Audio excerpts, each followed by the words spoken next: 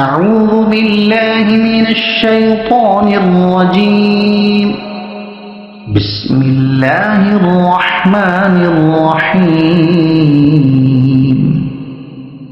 سبح اسم ربك الأعلى الذي خلق فسوى والذي قدر فهدى والذي أخرج المرعى فجعله غثاء أحوى سنقرئك فلا تنسى إلا ما شاء الله إنه يعلم الجهر وما يخفى ونيسرك لليسرى فذكر إن نفعت الذكرى سيذكر من يخشى ويتجنبها الأشقى الذي يصلى النار الكبرى ثم لا يموت فيها